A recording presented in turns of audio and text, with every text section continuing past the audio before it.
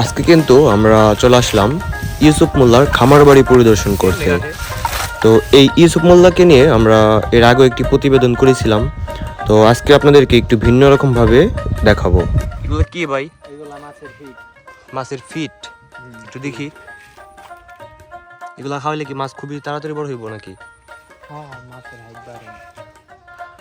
মানে এগুলো মাছের জন্য কি খাবারগুলা? মাছের জন্য এমনি প্রতি বছর কিন্তু তাদের খামার বাড়ি থেকে অধিক অর্থ উপার্জিত হয়। এর উৎস কিভাবে চলুন দেখাচ্ছি আপনাদেরকে। সুপ্রিয় দর্শক, আমরা কিন্তু এই মুহূর্তে রয়েছি ইউসুফ মোল্লার বাসায়। তো ইউসুফ মোল্লার খামার বাড়িতে আজকে আপনাদেরকে দেখানোর চেষ্টা করব তাদের বাসায় বর্তমানে কি কি প্রজাতির গাছগাছালি রয়েছে। তাদের কিন্তু একটি বিশাল পুকুরও রয়েছে এবং দেখতে পাচ্ছেন আমার পিছে এটা হচ্ছে একটি গরুর ফার্ম। তো আমরা আপনাদেরকে আজকে এখান থেকে দেখানোর চেষ্টা করব। তো সম্পূর্ণ ভিডিওটির সাথে থাকুন। তো মোহাম্মদ আরমান সাহেব, আমরা এখন আপনাদের আরেকটি গাছ আম দেখতে পেলাম।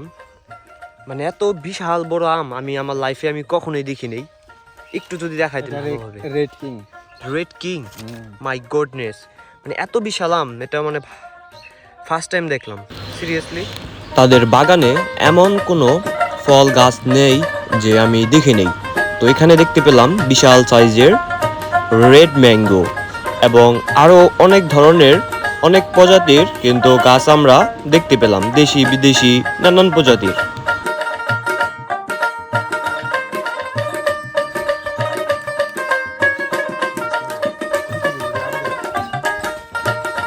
মানে গাছে কিন্তু পাতার থেকে পেয়ারাই বেশি।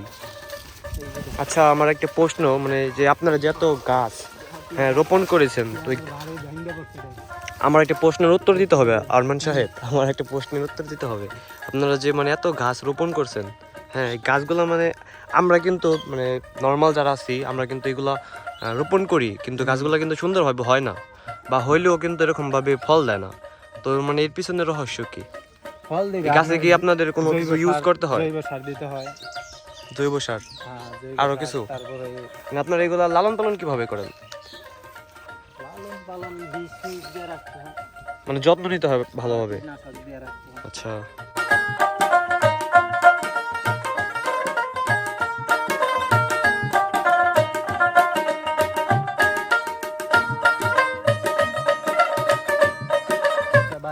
বাহিরেও আনা হয়েছে। মানে এটা কোন প্রজাতির আপেল গাছ? ইউরোপিয়ান বড় বড় আপেল আছে না, ওইগুলো। ইউরোপিয়ান? Big size apple. মানে আপেলগুলা কত বড় সাইজ হবে যখন আপেল ধরবে? বড় বড় হবে আর কি, এতখানি হতে পারে নাকি হবে একদম 100% জানা আছে? হ্যাঁ। এটা কি মানে আপনি এই চারাটা কোথা থেকে সংগ্রহ করছেন? চারাটা অনলাইন থেকে? তো অনলাইন থেকে মানে এই যে গাছটা যে বুনছেন কতদিন যাবত হয়েছে গাছটার বয়স? 6 মাস। 6 মাস এত বড় হয়ে গেছে? মাশাআল্লাহ। আপেলের কালার কেমন, লাল, কালো না গ্রিন? লাল হবে, ঠিক আছে। ইউরোপিয়ান প্রজাতির একটি আপেল গাছ দেখতে পাচ্ছেন। গাছটির বয়স হচ্ছে মাত্র 6 মাস। 6 মাসেই এত বড় হয়ে গেছে, মাশাআল্লাহ। খুবই বড় আম। কি প্রজাতির এটা? মানে ইউসুফ মোল্লার খামার বাড়িতে এত এত যে গাছ রয়েছে, তো তাদেরও কিন্তু মনে নাই যে কি গাছ। তাহলে বুঝেন যে কত প্রজাতির গাছ তাদের এখানে রয়েছে। এখানে এই গাছ আম কিন্তু অলরেডি পেকে যাচ্ছে। আরেকটা রয়েছে।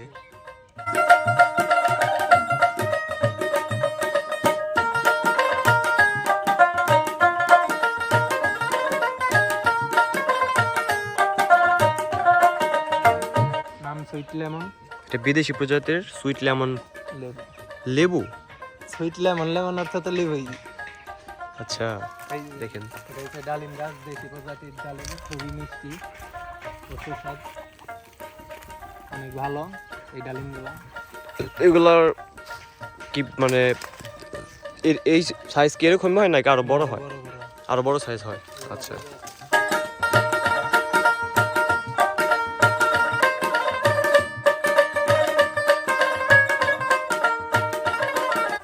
চাইনিজ কমলা দেখি। পাতা থেকে কমলা এসে দিচ্ছি।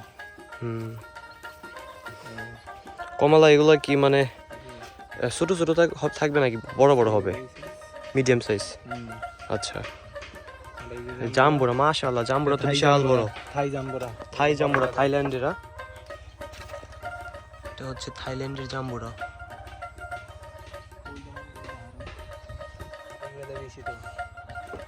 অনেক ধরছে গাছে। ওয়াও, ফুল লাইট আছে 12 মাসে জাম্বুরা। ফুল ধরতেছে।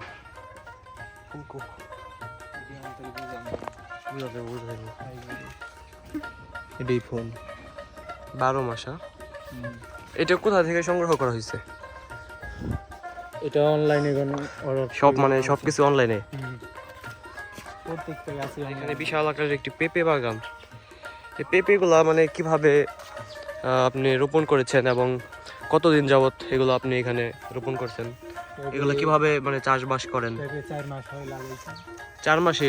4 মাসে গাছে পেঁপে চলে আসছে, মাশাআল্লাহ। তারা বীজ তোলা করার পরে 2-3 মাসের মধ্যে পেঁপে গাছ আর ইয়ে হয়ে যায়।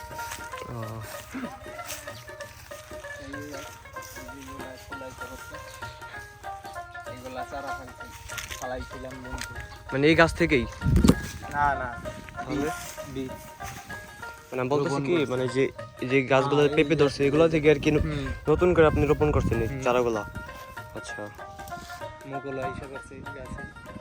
এখানে কতগুলা চারা লাগাইছিলেন? প্রায় 300 চারা লাগানো। 300 পিস। আমরা কিন্তু এই পর্যন্ত তাদের খামার বাড়িতে দেশি বিদেশি নানান প্রজাতির ফলমূল গাছ সহ, এবং এখন আমরা রয়েছি পেঁপে বাগানে। তো তাদের এখানে কিন্তু সব ধরনেরই গাছগাছালি রয়েছে। দেখতে পাচ্ছেন বিশাল বড় একটি পেঁপে বাগান। আসলে তাদের এখানে নেই বলতে কোনো কিছুই নেই।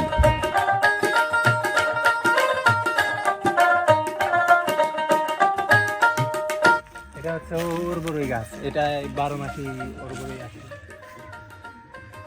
এখনো ধরা আছে গাছে, দেখা যাচ্ছে। ফুল আছে। হ্যাঁ, 12 মাসই আছে। খুব সুন্দর। আর কি দেখাবেন আমাদের কাছকে? আর আছে জাম্বুরা আছে, 12 মাসের জাম্বুরা আছে, দেশাল জাম্বুরা আছে। দেখি, কাটা নেই। দেশাল জাম্বুরা। আর আরেকটা আছে সাইডা জাম্বুরা। কই আরেকটা কই? আরেকটা এরকম ওটা নিয়ে লাগছে।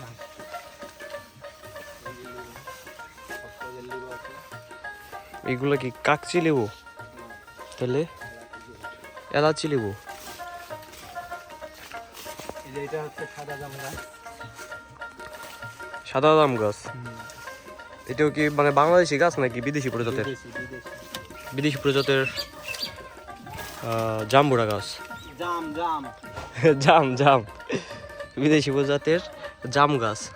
দেখেন কেমন, এখনো পাকে নাই, কাঁচা। এগুলা কি মানে এইটুকু থাকবে না আরো বড় হবে? আচ্ছা, ঠিক আছে। এই যে দেখেন জাম, সাদা জাম। সাদা এমনই হয়? ও, কালা সাদা এমনি তো কালা হয়। এটা হচ্ছে জলফি গাছ।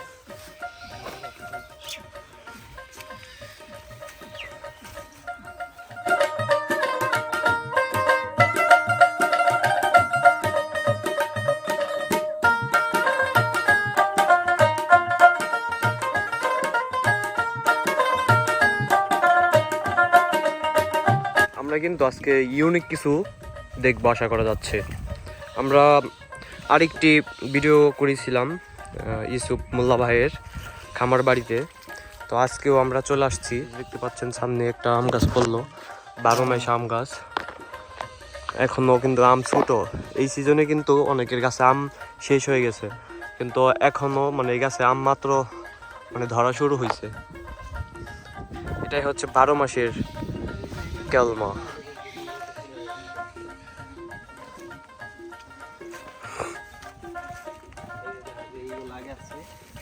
এইগুলা বড় হয়ে গেছে। ওয়াও, অসাধারণ। মানে এই সময় কিন্তু মানুষ কিন্তু পাকা আম খায়, কাঁচা আম কিন্তু মানে দেখাই যায় না। এই যে আম একদম মানে শেষ হয়ে যাইতেছে। যে আপনাদেরকে একটা জিনিস দেখাচ্ছি, দেখেন এই যে এখানে মাত্র ছোট ছোট আম মানে হইতাছে, আর এই যে এখানে দেখেন অলরেডি আম কিন্তু বড় হয়ে গেছে। সুপ্রিয় দর্শক, আমরা কিন্তু এই মুহূর্তে দেখলাম তাদের একটি গাছে সবে মাত্র আম ধরতেছে। তবে এই সিজনে কিন্তু অনেকের গাছে আম অলরেডি শেষ হয়ে গেছে, কিন্তু তাদের এখানে 12 মাসই আম গাছ। এই আম গাছগুলোতে সবে মাত্র আম ধরতেছে। কি একটা আজব দেখতে পাচ্ছেন আপনারা। পাকিস্তানি আনার গাছ, আমাদের একটা ছবি তুলো।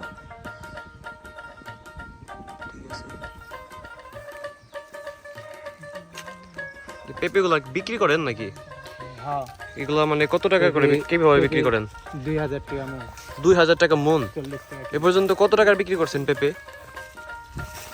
পেঁপে 20-30 হাজার টাকা বিক্রি করছি। 20-30 হাজার টাকা বিক্রি করছেন। টাকাই বেশি, টাকাই আর আপনার মানে যেগুলো যে রোপণ করছে, রোপণ করা থেকে শুরু করে সার বীজ A to Z কত খরচ হয়েছে? খরচ বেশি হয় না, 20-25 হাজার টাকা খরচ হয়েছে। মানে লাভ হয়ে গেছে আর কি, উঠে গেছে। তারপরও গাছে এখন অনেক পেঁপে রয়ে গেছে। সুপ্রিয় দর্শক, আমরা এবারে দেখব ইউসুফ মোল্লার খামার বাড়িতে তারা কিভাবে ফাইটার মুরগি লালন পালন করেন। তো আপনারা দেখুন, তাদের এখানে রয়েছে ফাইটার মুরগি সহ আরও দেশি বিদেশি নানান প্রজাতির মুরগি।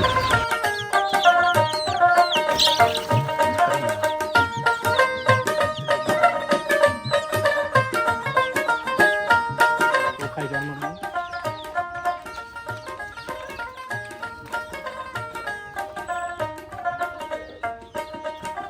হাতে থেকে খায়, এই খাওয়া আজও।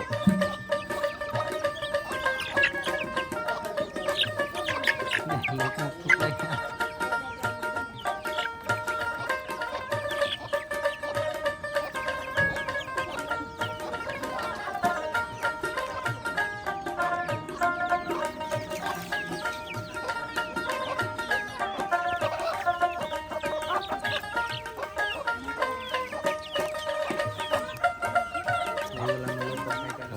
প্রিয় বন্ধুরা, আমরা কিন্তু এখন যাচ্ছি ইউসুফ মোল্লার বড় ছেলের সাথে মাছের পুকুরে। এখন কিন্তু আমরা এখান থেকে দেখব কিভাবে মাছকে খাবার খাওয়ায়।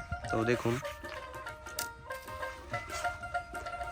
একদম ন্যাচারাল উপায়ে কিন্তু মাছকে খাবার খাওয়ানো হচ্ছে। আমরা একটু জিজ্ঞেস করি এগুলা আসলে কি খাবার খাওয়ানো হচ্ছে মাছকে। এগুলো কি ভাই? এগুলা মাছের ফিট। মাছের ফিট। একটু দেখি, এগুলা খাওয়াইলে কি মাছ খুবই তাড়াতাড়ি বড় হইব নাকি? হ্যাঁ, মাছের হাইট বাড়ে। মানে এগুলা মাছের জন্য কি খাবারগুলা? মাছের জন্য। এমনি মাছ তো দেখা যায় না রে। মাছ জানবে না, এই যে খাবার।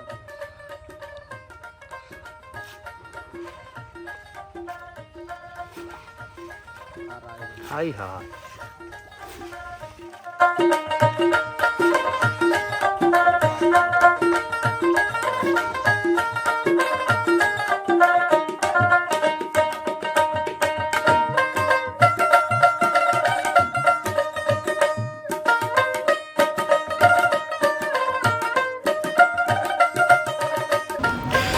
আমরা এবারে ইউসুফ মোল্লার গরুর ফার্ম পরিদর্শন করব।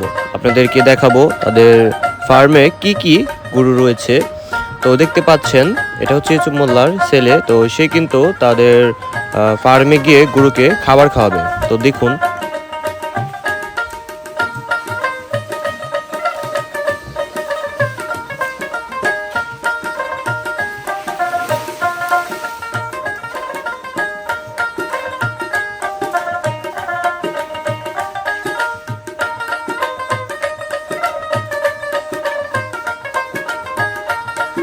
দেখেন বন্ধুরা, আমরা কিন্তু এখন রয়েছি ইউসুফ মোল্লা ভাইয়ের গরুর ফার্মে। এখানে কিন্তু দেশি বিদেশি নানান প্রজাতির গরু রয়েছে। দেখতে পাচ্ছেন বিশাল বড় বড় এক একটা গরু।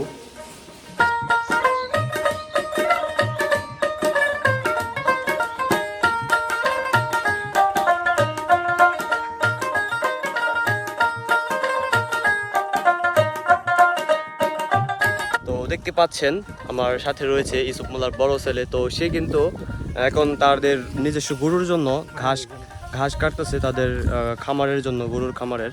তো এই ঘাসগুলো কিন্তু সে এখন নিয়ে গরুকে খাওয়াবে। তো আপনাদেরকে আমি একটু দেখানোর চেষ্টা করব যে তারা কতটা হার্ড ওয়ার্ক করে। দেখেন, এটা হচ্ছে তাদের একটি ফার্ম ঘাসের ক্ষেত। এই ঘাসগুলো তারা এখন কাটবে, কাটার পর এগুলা তাদের ফার্মের জন্য নিয়ে যাবে গরুকে খাওয়ানোর জন্য। দেখেন,